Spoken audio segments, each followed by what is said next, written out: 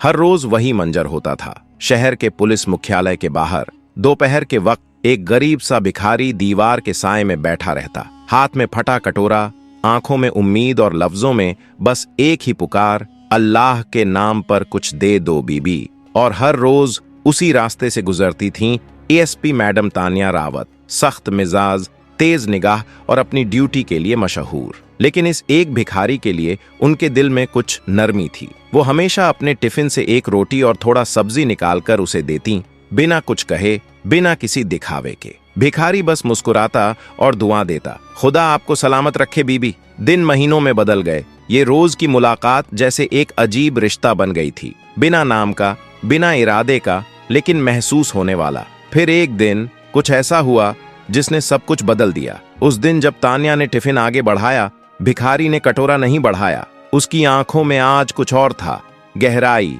हिम्मत और एक ऐसी बात जो सुनकर पूरी दुनिया हैरान हो जाती। वो बोला, मैडम, मैं आपसे शादी करना चाहता हूं। सन्नाटा छा गया। सड़क की हलचल, हवा का बहाव, सब थम गया जैसे वक्त रुक गया हो। तानिया ने हैरानी से उसे देखा। क्या कहा तुमने? भिखारी ने सिर झुकाया, पर आवाज में सच्चाई थी। हाँ, मैं भिखारी हूं, मगर मेरा दिल अमीर है और मैं हर रोज सिर्फ आपके आने का इंतजार करता हूं। उस पल तानिया के होंठों पर सवाल था, आंखों में तूफान। आखिर ये भिखारी कौन था और क्यों उसकी एक बात ने एक सख्त पुलिस अफसर के दिल की दीवारें हिला दी।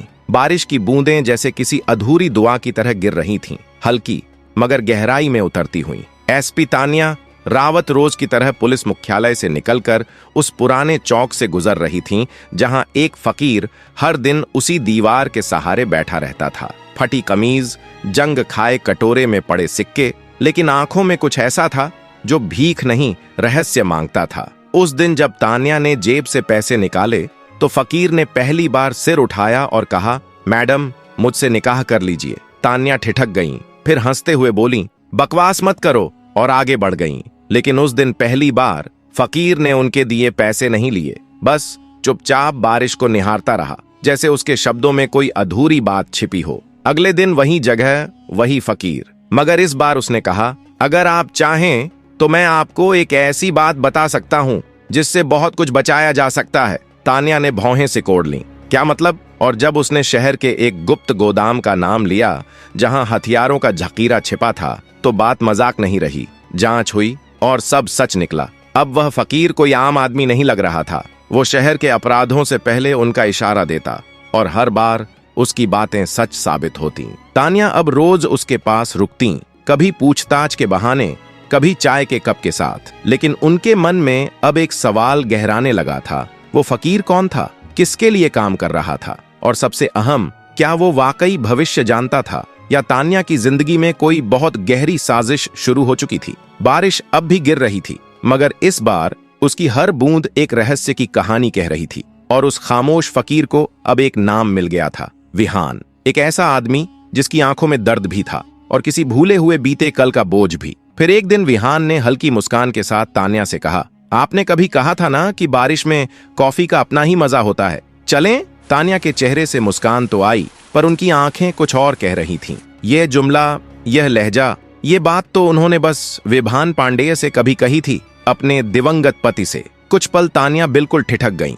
दिल जैसे एक लम्हे के लिए रुक गया हो। उन्होंने खुद को संभाला और कहा, शायद कभी सुना होगा तुमने, फोन पर या कहीं और, पर भीतर कुछ दरक चुका था। अब शक सिर्फ एक आभास नहीं रहा, वो धीरे धीरे यकीन की शक्ल लेने लगा था। उसी रात जब तानिया ड्यूटी से लौट रही थीं, उनकी गाड़ी एक वीरान सड़क पर अचानक ठहर गई। चारों तरफ गहरा अंधेरा, आसमान से झड़ती बेरहम बारिश और सड़क पर दूर तक पसरा सन्नाटा। यह माहौल किसी अनकहे डर की तरह दिल पर उतर आया। उन्होंने कार से उतरकर कुछ समझने की कोशिश की ही थी कि उसी वक्त एक साया पास आता दिखा, वही फकीर। उसने बिना कुछ पूछे कहा, मैडम, आज अकेली नहीं होनी चाहिए थी। आवाज में न जाने कैसी जानी पहचानी सी गर्माहट थी, जैसे यह लहजा वो पहले कहीं सुन चुकी हो। वो झिझकीं, मगर हालात को देखकर उससे साथ चलने का आग्रह कर बैठीं। शुरुआत में उसने इनकार किया, लेकिन फिर मौन सहमति के साथ तानिया की गाड़ी में बैठ गया। घर पहुंचकर तानिया ने उसे भीतर बुलाया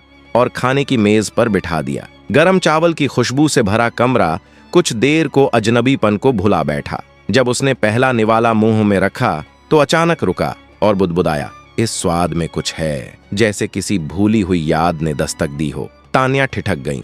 ये कोई आम प्रतिक्रिया नहीं थी। ये शब्द, ये लहजा, कुछ तो ऐसा था जो उनके अंदर फिर से किसी भूले हुए वक्त को खरोंचने लगा। अगली सुबह वे सीधे अपने पुराने कॉलेज फ्रेंड देवांश ठाकुर के पास पहुंची, एक तेज दिमाग वाला फॉरेंसिक एक्सपर्ट। तान्या ने अपने फोन से ली गई एक तस्वीर दिखाई और पूछा, इस आदमी को देखो, कुछ याद आता है? देवांश ने तस्वीर को ध्यान से देखा, फिर माथा सिकोड़ते हुए बोला, चेहरा बहुत जाना पहचाना है, लेकिन नाम और संदर्भ नहीं जुड़ रहे। बिना फिंगरप्रिंट या डीएनए के कुछ भी साबित करना मुश्किल है। अब तान्या के सामने एक नाजुक सवाल था, कैसे इस रहस्यमयी आदमी की सच्चाई सामने लाएं बिना उसे चोट पहुंचाए। उस रात उन्होंने सीधे उस फकीर से बात की। अगर मैं कहूं, तान्या ने धीमे स्वर में कहा, कि मैं तुम्हें एक नई जिंदगी देना चाहती हूं, यहीं इसी घर में। उसने कुछ पलों तक उनकी आंखों में देखा, फिर एक लंबा सन्नाटा और अंत में बस एक हल्का सा सिर हिलाना। न कोई प्रश्न, न कोई शर्त। अब वह उनके घर के पिछवाड़े बने एक छोटे से कमरे में रहने लगा,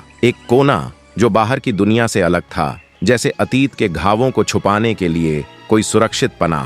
पहले उसने इसे स्वीकार करने से मना किया था, लेकिन तान्या की जिद और भावनाओं के सामने हार मान ली। तान्या को उसके लिए अब सिर्फ हमदर्दी नहीं थी, वो उसकी खामोशी को महसूस करने लगी थी। वो सन्नाटा जो बहुत कुछ कहता था मगर शब्दों में नहीं, उसकी रहस्यमयी मौजूदगी, उसकी निगाहों में छुपी कहानियां, ये सब तान्या के मन में एक अजीब बेचैनी भरने लगे थे। सबसे बड़ा सवाल यह था, जो आदमी कभी भीड़ में खोया सा लगता था, वह शहर की सबसे गोपनीय घटनाओं की सटीक जानकारी कैसे रखता है? और क्यों हर बार जब वो बोलता है, तान्या को विभान पांडे की झलक क्यों महसूस होती है? ये महज एक फकीर नहीं था और न ही कोई आम रहनुमा। वो एक गूढ़ रहस्य था जो या तो बीते अतीत से उठकर आया था या फिर आने वाले तूफान का पैगाम था। तान्या खुद को समझाती रहती, नहीं, वो तो अब इस दुनिया में नहीं है, लेकिन दिल मानता कहाँ है? विहान उनके घर में था, पर उसकी दुनिया वहीं थी। सुबह निकलता, सिग्नल पर बैठता, कुछ सिक्के इकट्ठा करता, शाम ढलते ही लौट आता।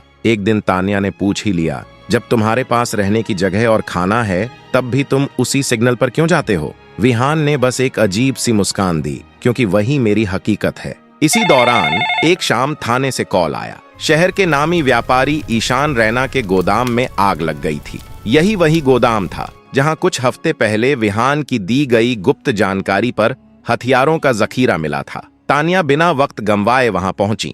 गोदाम का आधा हिस्सा जलकर राख हो चुका था, लेकिन उस राख में एक चीज ऐसी मिली जिसने तान्या को सन्न कर दिया। एक अधजली तस्वीर, एक युवक की, चेहरा हूबहू विभान पांडे से मिलता हुआ। पीछे लिखा था, विभान पांडे 2019, रैना एंटरप्राइजेज। तान्या की उंगलियां कांप गईं। उन्होंने तस्वीर बैग में रख ली, लेकिन उस रात एक पल को भी नींद नहीं आई। उनके जहन में सवालों का शोर था। अगर ये वाकई विभान की तस्वीर है, तो कार एक्सीडेंट में किसकी लाश मिली थी? ईशान रैना और विभान में क्या रिश्ता था? अगली सुबह तान्या ने तय कर लिया, अब विहान से जवाब लिए बिना चैन नहीं मिलेगा। लेकिन जब वो सिग्नल पहुंची, विहान गायब था। पूरे शहर में तलाश किया, मंदिर की सीढ़ियां, पुराने फुटपाथ, हर वो जगह जहां वो बैठता था, लेकिन वो कहीं नहीं मिला। शाम ढलने तक तान्या थक गईं और जब घर लौटी तो देखा विहान उनके दरवाजे पर बैठा था। उसका चेहरा थका हुआ, कपड़े धूल में सने हुए और आंखों में कोई अनकहा बोझ। तान्या ने कड़क आवाज में पूछा, कहाँ थे तुम? विहान ने नजरें झुका लीं। बस एक काम था मैडम, आप परेशान मत हो। तान्या उससे तस्वीर के बारे में पूछना चाहती थी, पर रुक गईं। सिर्फ इतना पूछा, क्या तुम ईशान रैना को जानते हो? विहान ने कुछ पल उनकी आंखों में झांका, फिर बोला, इस शहर में ऐसा कौन है जो उसे नहीं जानता? उसकी आवाज में कुछ था, कोई छुपा डर या कड़वाहट, जिसने तान्या को बेचैन कर दिया। इसी बीच जांच में पता चला, गोदाम की आग कोई हादसा नहीं थी, किसी ने जानबूझकर लगाई थी। गवाहों ने बताया कि आग लगने वाली रात एक अजनबी वहां देखा गया था। लंबा चोगा, सिर पर पुराना फटा साफा, ठीक वैसा जैसा विहान पहनता है। अब तान्या के दिल में शक और गहरा गया। विहान, जो उनके सामने सिर्फ एक भिखारी की तरह बैठता था, क्या वो वही था जो वो होने का दावा करता था, या फिर कुछ ऐसा जो तान्या सोच भी नहीं सकती थी? अब तान्या सहगल को समझ आ गया था, विहान महज एक भिखारी नहीं, कोई गहरी कहानी छुपाए बैठा है। इस बार उन्होंने अपने भरोसेमंद खुफिया अफसर दक्ष मेहता को बुलाया। हर उसकी हरकत पर नजर रखो, वो रात को कहां जाता है, किससे मिलता है, सब चाहिए। कुछ ही दिन में दक्ष की रिपोर्ट उनके सामने थी। मैडम, हर रात वो एक उजाड़ खंडहर में जाता है, वहां कुछ अजनबी उससे मिलते हैं। क्या बातें होती हैं, ये समझ नहीं आता। अब ये मामला महज रहम का नहीं रहा। तान्या खुद उस खंडहर तक पहुंची। टूटी दीवारें, धूल, बिखरे कागज और राख के ढेर में कुछ ऐसा मिला जिसने उनकी सांसें रोक दी। रैना एंटरप्राइजेस की फाइलें और एक पुराना खत। खत पर बस एक लाइन लिखी थी, वेदांत, ये राज अगर बाहर गया तो तू जिंदा नहीं बचेगा। तान्या की उंगलियां कांप गईं। वेदांत, वो तो मर चुका था, है ना? या फिर जो मरा था वो कोई और था? अब बिना देरी तान्या ने तय कर लिया, ईशान रैना से सीधे सवाल होंगे, लेकिन उससे पहले विहान की चुप्पी तोड़नी जरूरी थी। उस रात विहान को बुलाकर उन्होंने एक तस्वीर उसकी ओर बढ़ा दी। ये कौन है? जवाब दो। विहान ने तस्वीर देखी। उसकी पलकें जरा सी कांपीं, पर चेहरे पर वही ठंडी शांति थी। कुछ सवालों के जवाब वक्त देता है मैडम, पर इतना जान लीजिए, मैं आपका दुश्मन नहीं हूं। तान्या का सब्र टूट गया। अगर अब भी सच नहीं बताया तो गिरफ्तार कर लूंगी। विहान बस हल्का सा मुस्कुराया। अगर आप मुझे गिरफ्तार कर लेंगी तो वो सच हमेशा दफन हो जाएगा जिसे आप जानना चाहती हैं। कुछ देर की खामोशी के बाद उसने धीरे से कहा, रैना के ऑफिस के नीचे एक तहखाना है, वहीं सब छुपा है, फाइलें, रिकॉर्ड, काले राज। तान्या ने एक पल भी गंवाए बिना टीम बनाई। रात के अंधेरे में तहखाने पर छापा मारा गया और जो मिला वो चौंकाने वाला था। घूसखोरी, हथियार तस्करी, काले पैसों की लिस्ट।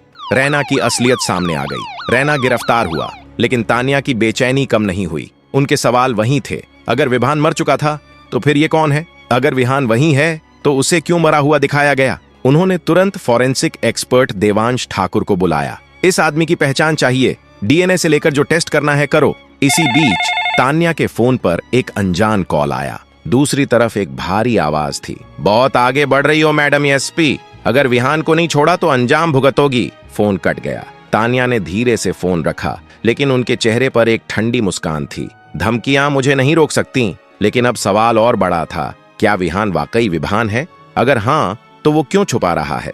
और अगर वो नहीं है तो ये खेल किसने रचा है? रातें गुजरने लगीं। विहान पहले जैसा नहीं रहा। उसकी आंखों में कुछ बदल गया था, एक गहरी शांति, जैसे उसने कोई फैसला कर लिया हो। और फिर एक दिन सच सामने आ गया। विहान वही था जिसे तान्या ने 2 साल पहले एक हादसे में खो दिया था। विभान पांडेय। वो हादसा सिर्फ एक हादसा नहीं था, वो एक साजिश थी जिसमें विभान को मारने की कोशिश की गई थी। वो बच गया था, लेकिन उसने सब कुछ खो दिया, अपनी पहचान, अपना नाम, अपना अतीत। अब तान्या को फिर से धमकी मिली, अगर विहान तुम्हारे घर में रहा तो अगला निशाना तुम हो। तान्या ने इस बार फोन उठाकर ठंडे स्वर में कहा, अब मेरी बारी है।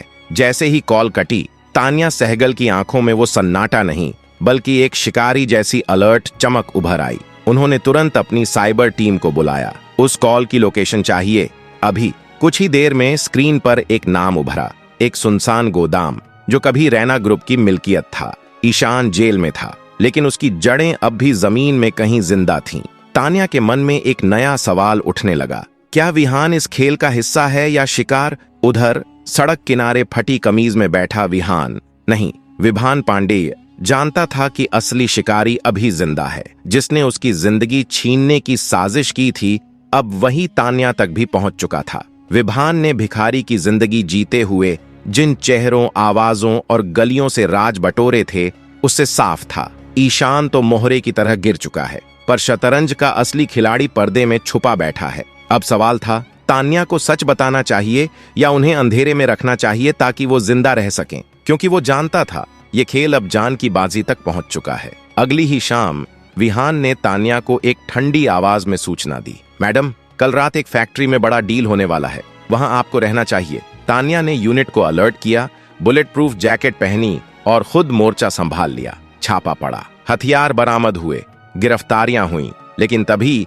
एक कैदी की टूटी आवाज ने सबका ध्यान खींचा। जो इस डील का असली मालिक है वो सामने नहीं आता, पर वो उस भिखारी के बारे में सब जानता है जिसे तुम विहान कहती हो। तान्या के रोंगटे खड़े हो गए। क्या विहान सच में खतरे में है या वही इस पूरे खेल की डोर थामे बैठा है? अब तान्या का मन एक उलझी हुई डोर बन चुका था। एक सिरा उस इंसान से जुड़ा था जिसने अंधेरे में उन्हें रोशनी दी, हर मुश्किल केस की गांठें खोली, और जिसकी खामोश मौजूदगी उन्हें किसी अनकहे भरोसे से भर देती थी। दूसरा सिरा था उसी की रहस्यमयी हरकतों से बिना कुछ बताए गुम हो जाना, वो आंखें जिनमें शांति के नीचे कोई तूफान छिपा था। उस रात तान्या ने झट से फोन उठाया, विवान, डीएनए रिपोर्ट कितनी देर में आएगी? उधर से धीमी आवाज आई, अभी 2 दिन लगेंगे, लेकिन फिर सब साफ हो जाएगा। वो घर लौटी, लेकिन जैसे ही दरवाजा खोला कुछ अलग था। सन्नाटा था, जैसे घर ने किसी की कमी को महसूस कर लिया हो। टेबल पर एक छोटा सा कागज रखा था, सिर्फ एक लाइन, मैडम मुझे जाना पड़ा, लेकिन वक्त आने पर लौटूंगा। उस एक पंक्ति ने तान्या के अंदर कुछ हिला दिया, जैसे किसी तूफान के पहले की चुप्पी घर के हर कोने में गूंजने लगी हो। तान्या अब फैसला कर चुकी थी, अब पीछे से देखने का वक्त नहीं, अब सीधे आंखों में देखना होगा। तान्या ने इंस्पेक्टर दक्ष को बुलाया। अब नजर रखने की जरूरत नहीं, बस सामना करना है। दक्ष ने बताया, वो आखिरी बार शहर की सीमा पर पुरानी फैक्ट्री के पास देखा गया। तान्या ने गन चेक की, ट्रैकर ऑन किया और अकेले निकल पड़ी। सुनसान सड़क, बारिश और हर मोड़ पर चलता कोई साया। दिल में सिर्फ एक बात, या तो आज सच सामने आएगा या मेरा यकीन खत्म। फैक्ट्री पहुंचते ही हवा भारी हो गई। जंग लगी मशीनों के बीच वो पीछे से अंदर घुसी और जैसे ही मुख्य हॉल में पहुंची, सामने का दृश्य देख जम गई। वो कोई फकीर नहीं था, प्रियांश रैना था। चेहरे पर सख्त नकाब और ठंडी नजरें। मेरे भाई को जेल भेजा, खेल तबाह किया, तू आखिर है कौन? वो गरजा। कुछ पल की खामोशी के बाद उस शख्स ने सिर उठाया। कभी कभी झूठ का चोला ओढ़कर ही सच से बदला लिया जाता है। और फिर बोला, मैं लौटा हूं, विभान पांडेय बनकर। तान्या सन्न रह गई। वही चेहरा, वही आवाज। विभान, जिसे वो मरा समझ चुकी थी, आज जिंदा सामने था। रिवॉल्वर तानी, एक कदम और बढ़ाया तो गोली चल जाएगी। विभान बोला, मैं टूटा था सिया, जब तक सच नहीं जाना किसी पर भरोसा नहीं कर पाया, तुम पर भी नहीं। अचानक प्रियांश ने जेब में हाथ डाला। धाएं, गोली कलाई में लगी। पुलिस ने उसे पकड़ लिया। अब सिर्फ तान्या और विभान बचे थे। तुम जिंदा थे और मुझे छोड़ दिया? वो बोला, तुम ही वजह थी जीने की। सच सामने आया, झूठी मौत, फकीरी और रैकेट का भंडाफोड़। तान्या की आंखें नम थीं। रिवॉल्वर गिरा, वो उसके सीने से लग गईं। वही चौराहा जहां कभी वो फकीर था, अब उनकी जीत और मोहब्बत का गवाह बन गया। अगर कहानी दिल को छू गई हो तो लाइक करें, शेयर करें और कमेंट में लिखें अल्हम्दुलिल्लाह। चैनल को सब्सक्राइब करें और बेल आइकन दबाएं ताकि नए वीडियो का अपडेट आपको मिल सके। जय हिंद।